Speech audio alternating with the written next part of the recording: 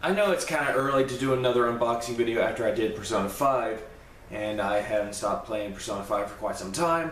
I decided to do another unboxing because this is actually a game that I really want to get a physical copy of. Now, before I even start opening this, I'm going to say this, that I'm a big indie game enthusiast. Like, the majority of the, not the majority of them, but some of the Let's Plays I've done were mostly indie games. I can think from the top of my head I did 9 indie games, and hell, I just finished one recently. But this is actually an indie game I actually really liked, and I actually put it on my Game of the Year's list last year. Now, I'm going to open this up slowly while talking to actually show what it is. As you can tell, this is Stardew Valley's Collector's Edition. Although it may not look like a Collector's Edition, because most people say it comes in a box or packaging. But this is the Collector's Edition of Stardew Valley, and it's kind of nice actually because it looks a lot more physical. Although there's one thing I like to point out. This one, it says it's rated E10 and up, as you can see right there. And it has its reasons right there, but if you can't read it, I might as well just say why this is kind of weird. It's rated E10 and up for fantasy violence, mild blood, mild language, simulated gambling, and use of tobacco and alcohol. While the digital versions of Stardew Valley for PSN and Xbox One, it was rated teen for fantasy violence and suggestive themes, and also use of alcohol, but nothing about E10 and up, although it's more appropriate for it. But that out the way, let's talk about the game itself. I actually really love this game. I spent about 50 or more hours combined for both Steam and PS4 playing this game. And this is actually made by one guy. That guy being Concerned Ape, or as his real name is, Eric Barone.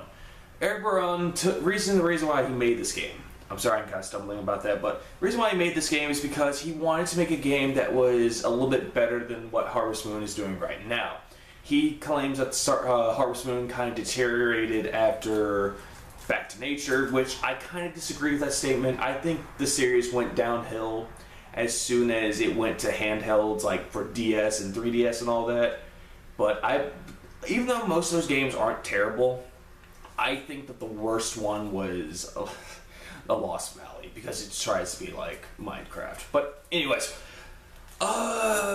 what Stardew Valley is essentially a farming sim. A farming sim that's combined elements of Terraria, Rune Factory, Harvest Moon, no kidding, and Animal Crossing with socializing with people. But I'm talking for so long, I'm actually going to open this up slowly while talking. I'm probably not even going to edit this one, but oh well. Get rid of the packaging and let's just open up slowly. Now, from the start, you see two things. You see the game itself, and you also see the soundtrack. Now, I'm kind of sad that they don't really have for the soundtrack. I'm kind of sad that they don't have a sleeve that comes with it, but yeah, that's the soundtrack. But it makes sense because it's $30, and yeah. I forgot my AC was on. Oh well, it's not going to affect it much. But yeah. This is actually the art. I'm actually looking to see if they actually showed more of what the soundtrack is, but no, it doesn't. This is actually the full soundtrack of all 70 tracks of Stardew Valley. And that is kind of impressive that an indie game is done by one guy that does all the music for it, and they all sound really fucking good. But yeah, I'm going to put that down and open this back up to show off another thing that they actually put into it. This is the mini guidebook. Now, if you want to know what this is, I actually have it right next to me. It's essentially this. This is a little book on Fangamer, which actually shows everything in the game, like how to get certain people, how to befriend certain people, how to get into relationships with certain people, what items are, how to level up said items, what the mines are, etc. Essentially, everything you need to know about it. Now, as you can tell, I probably have to scoot a little closer without hurting my leg. Ow, ow, ow. Oh well, let's see. This is essentially the mini guide. Mini guide just has controls. I'm gonna call it what it is. It's an instruction booklet. But yeah, that shows that. basic skills like mining, foraging, farming, combat, fishing. But also it shows off farming. And it just tells you what crops grow in certain seasons, the mining, how to fish, and all that. And also it talks a little bit about friendships, what gifts you can give to people, like some gifts, and yeah, foraging, basic tips, and all that. That's essentially all that is. Now, like I said, if you want like a better experience or a better guide, I would recommend picking up this. Only if you're a fan of Stardew Valley, or if you're just a bookworm or book enthusiast or whatever you want. But this is actually a really good thing if you want to learn more about Stardew Valley. Anyways, the last thing is actually something that's quite useful for the game itself. Like, they have a map in the game, but this is more of the world itself, and it actually looks really cool looking to look at.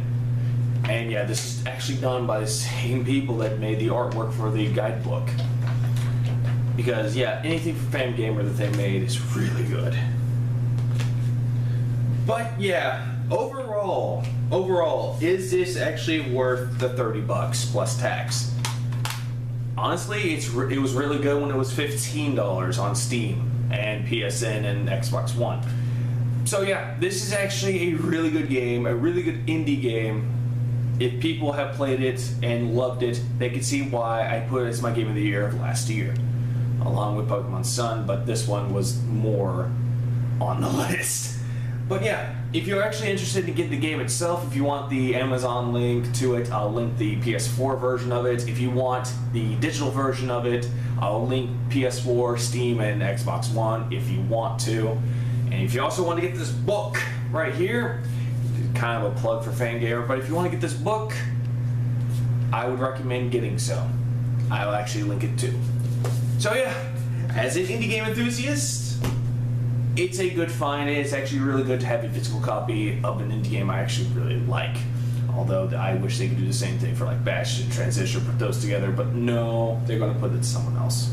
But anyways, thank you guys for watching this unboxing, as it were. I have been Levin Ouch, thank you, everyone else. Goodbye, farewell, adieu. But most importantly, I will see you in the other unboxings, other things that I put on this channel. Anyways, goodbye.